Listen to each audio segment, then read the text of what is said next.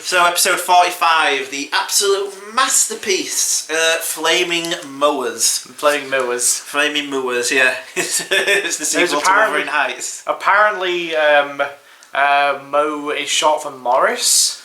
Now, did they ever use that again? I don't think they ever use it again, no. And we actually don't know what his last name is. Yeah, he's referred to as the bartender. So he's not Moe Sislak here, and he's not from like an Italian family. No. Do you ever have a flashback scene where it's like, hey, amor, why don't you use your last name anymore? No. Why don't you speak with your accent? No. Funny. Which episode is that in? I've no idea.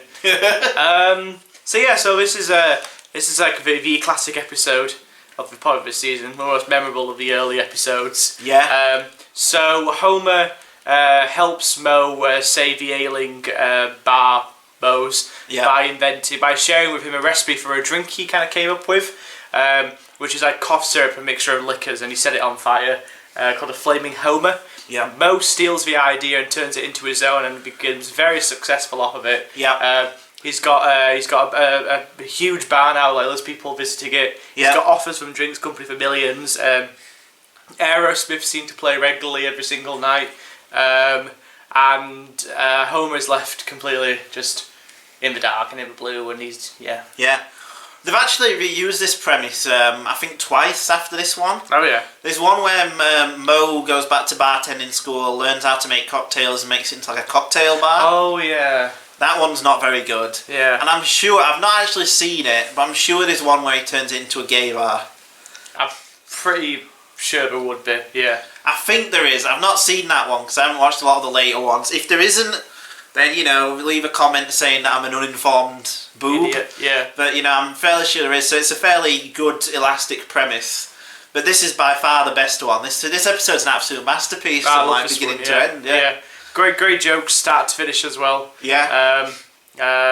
God, where'd you begin? So the beginning, right, is the bit where... the framing device for why Homer goes to Moe's is a sleepover party that Lisa is holding. Oh, that's really good, yeah. That's great, that, because she's, it's it has sort of it feels real, and it also is hilarious the way that they torment Bart. Yeah, like to truth or dare to get one of Lisa's friends to kiss him, and I love the joke as well. They do this joke a few times where there's like funny stuff hidden in the Simpsons floorboards. Yeah. Like there's asbestos hidden in the floorboards in this one. I think there's gold in another episode, and there's skeletons as well. Skeletons, yeah. There's all sorts of kind of funny reoccurring joke about that joke. Yeah. But I love that. There's some great lighting as well. Like when we're all chasing after Bart and Bart hides into his bedroom, there's some kind of like Suspiria-esque, like colourful lighting. Yeah. It's almost like a horror movie, as like you kind of break through the doors, and it's amazing how far this show's come from like season 1, and like how kind of adventurous they're getting with like the storytelling in the short 20 minutes. Yeah. Also, just that opening reveals a new sort of dynamic between Lisa and Bart. Yeah. It's the first time I think where we've seen Lisa among friends for a start. She's usually portrayed as being like a loner character. Yeah. And also the first time that she's sort of outwitted and outsmarted Bart in a kind of childish way. Yeah. Rather than sort of like, you've got the one where it's where they fight Itchy and Scratchy in season 2, where they're like a team and she's the smarter one. But this is the one where it feels like she's actually a child doing like comedic stuff. Yeah. So just in that little 2-minute opening, that's like a really great short film kind of thing. Yeah. So and then what happens next is that Homer, because I love the sight gag of Maggie, where she's dressed like where they've dressed her up. That's really good. She's like, "That's it, I'm out of here." Yeah, that sounds really good. Yeah. Then he goes to Moe's. This actually has a really great use of pretty much every sort of tertiary character we've seen so far. That's true, actually, yeah. Because the reason he goes to Moe's and they have a flashback to Patty and Selma showing video, like home movies. Like a slideshow of a visit to like, I think it's Jordan, I think so. They've gone to the Red Sea, yeah. The Dead Sea. The Dead Sea, that's it. Yeah. The Red Sea's nearby. The Dead Sea, where it's like, they say anyone can fall in the Dead Sea.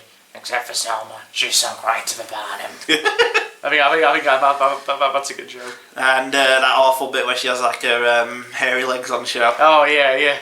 Lots of gross out stuff. Yeah. Yeah, that's great. Great use of Patty and Selma. Yeah.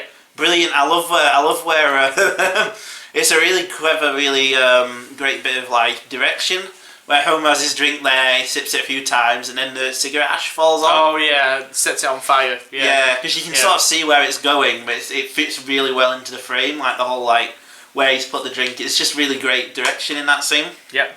So that's sort of like the first act kind of thing where Homer makes the drink and then Moe takes it on. Already, it's pretty much a classic episode at that point. It's so funny, so great.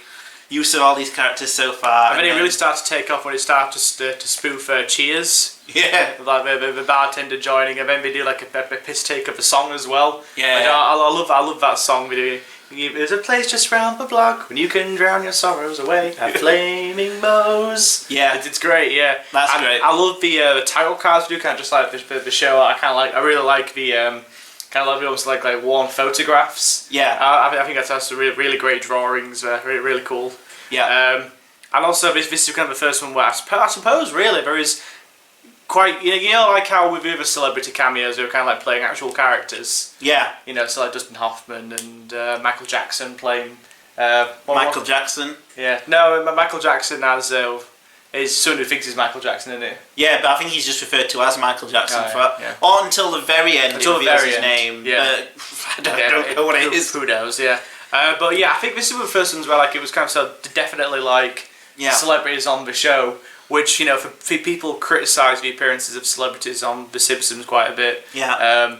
Because they went for being clever to kind of just being like blatant. I don't think the Aerosmith one is like completely awful. No. Like I kind of think it makes sense to have like some kind of band like playing at Moe's. And I think at that point in Aerosmith history, the band weren't doing terribly well. No, they were at a low point, weren't they, in the 90s? Yeah, so it kind of makes sense. I think this was pre Armageddon. It would have been 1991 because season 1 is 89, season 2 is 90, and it's been 91. So yeah, you got pre-Armageddon and their comeback. So yeah, they're at a low point. So I can kind of accept them appearing at like a low. And the thing is, it's not using it as in like.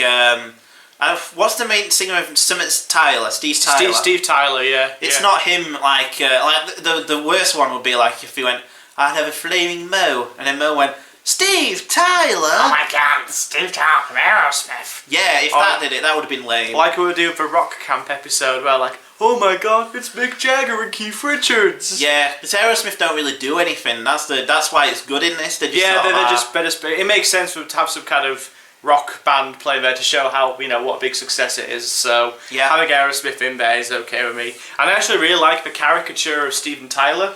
Yeah, I actually like how kind of bony he looks. How he's got really prominent like cheeks. Yeah, he looks like skeletal.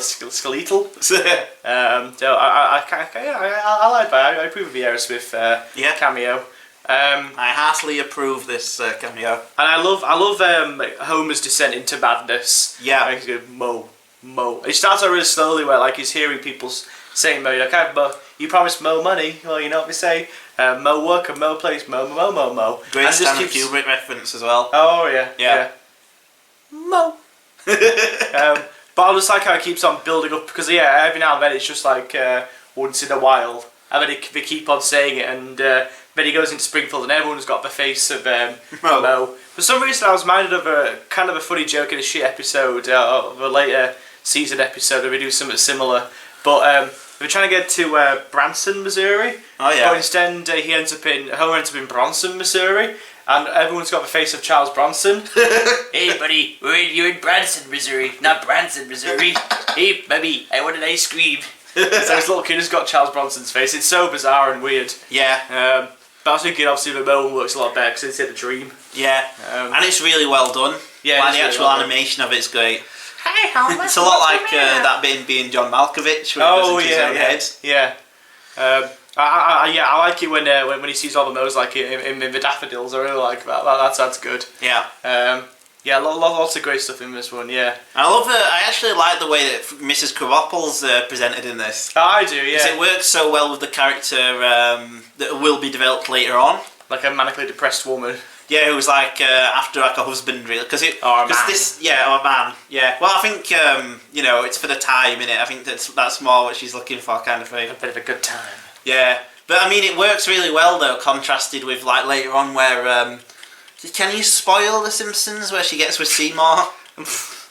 I think everyone knows. Yeah, but it works really well with her character. You could even sort of chart an arc, you know, she's like a young good time girl in this, and then later on where she's like more... Only about what she's doing, yeah, she's doing her best, but she's not succeeding. Yeah. But yeah, it's really clever. I mean, I don't think they did that intentionally. I'm sure it was just a one bit of joke, but yeah, it works. I guess we decided to run with it. Yeah. But yeah, that's great. Everything in this is great. It's just an amazing episode. Yeah, I love this one. Yeah, I've always loved this one. Yeah. Good 90s sort of sexism as well. Yeah. Moe would totally be sued these days, and he'd lose the bar instantly. Yeah. Yeah. As you take your name, age, and measurements. You want my measurements? Yes, but I misread my fan. It is a really funny parody though, if you've ever seen Cheers, of the interaction between him and the waitress. Oh yeah. Because Cheers is just a show based around, like, it was the first of those kind of, you know, will they, won't they kind of things. Oh right, yeah. It was like, will Sam Malone get with, I can't remember what the woman's name is in it, but yeah, and it was just nothing but flirtatious banter all the time. Did they? Yeah, of course they did. Oh, everything is... But I don't give a shit about Cheers. Cheers is a classic show. Yeah, I don't give a shit about it. It's another one of them shows though where, like, you know, like, there's a lot more miss than hit. I think I'd rather watch like a 10 best episodes. Yeah. Than sit down and watch the whole thing, but it's just not my thing. Cheers is yeah. It's very dated kind of 80s comedy. I love the song. Yeah, the song's great. But I don't care for that kind of like you know where like a character will walk through the door and the audience goes nuts and we're like.